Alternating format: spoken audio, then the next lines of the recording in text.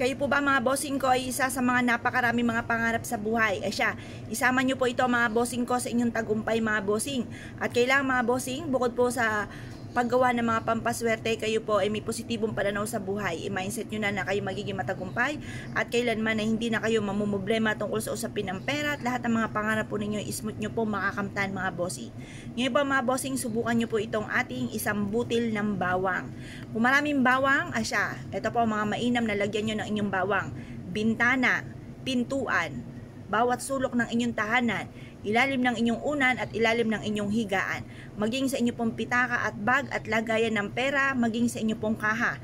Lagyan nyo po yan dahil ito po isa sa mga pinaka-blockbuster na pampaswerte mga bossing. Ngayon pa mga bossing, ganito po ha. Kung kayo po'y gagawa ng pampaswerte kahit simple mga pamamaraan kagaya ng ating bawang, i-mindset nyo na kayo magiging matanggumpay at lahat ng mga pangarap po ninyo inyong makakamtan. Kasi baka naman po nagawa kayo ng ganito tapos kayo naman po ang inyong kaisipan ay nega. Huwag na muna kayong gagawa dahil baka maiyamot lang kayo at baka ako'y sisihin nyo pa at sabihin nyo po kayo po ay malas at hindi po kayo sinuwerte sa aking pong ginawa. Masasabi ko lamang bago kayo gagawa, i-mindset nyo na kayo magiging matagumpay. Simula na ito ng tagumpay sa buhay at kailangan positibo po kayo sa buhay kapag kayo gagawa ng pampaswerte. Ngayon pa mga bossing, mag-wish po kayo na mula sa inyong pong puso, taimtim na panalangin, matutupad ang lahat ng inyong mga kahilingan mga bossing. Ganito pa mga bossing, sa pamamagitan ng ating bawang mga bossing, sabihin nyo po, hawakan nyo po ito, ilagay sa inyo pong palad para mahigop ang mga kamalasan at para kapag kayo nagkaroon ng pera, mapapalago nyo po ito at hindi ito mapupunta sa wala. Yung inyong kasipagan, yung inyong kinita ay may patutunguhan mga bossing. Kasi minsan, mapapaisip po tayo, bakit ganon? Meron ako mga bossing nasa ibang bansa pa, maging nandito sa Pilipinas. Sabi po nila, kung iisipin daw po, parang milyon na ang kanilang nahawakan. Pero wala sila kahit isa mang nakita na naipundar.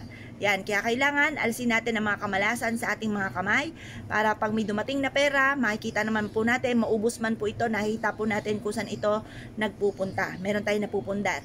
Ngayon po, para mahigop ang ating mga pagiging gastador, higupin po ng ating pong bawang at pagkatapos mag-wish ka na sa pamamagitan ng bawang na ito at bukod sa sipag at tiyaga at pananalig sa mahal na Panginoon, magkakaroon ako ng malaking bahay, magkakaroon ako ng sariling negosyo na dito na ako yayaman, magkakaroon ako ng mga bagay na matagal ko nang pinapangarap.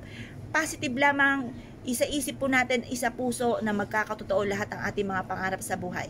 Dagdagan ng sipag at tiyaga, double time sa pagkayod at pagkatapos, ibilad ito sa sinag po ng araw hanggang alas 8 ng umaga. Kagaya ng mga nabanggit ko na posisyon o sa mga pwesto ng inyo pong bawang ay doon nyo po ilalagay upang sa ganon kayo po ay matupad lahat yung mga pangarap at i-adjust ako sa lagi ikaw suswertihin. Ako po mga bossing, chine-check ko po yung bag ko. Chine-check ko po ito kung ang aking pong bawang sa bag ay fresh pa. Kasi kapag natuyo na po yan, paltan nyo lang po ng bago na bawang. Kasi maaaring tuyo na yung bawang natin, marami na siya nahigop na mga negatibo na parang minamalas na uli, hindi na sinuswerte. Check nyo rin po yung bawang po ninyo at baka tuyo na po yan, itapon nyo lang po yan sa basurahan. Tapos paltan natin ng bago.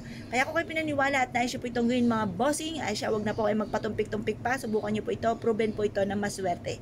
Yun na po mga bossing, good luck po sa inyo po lahat. Salamat po.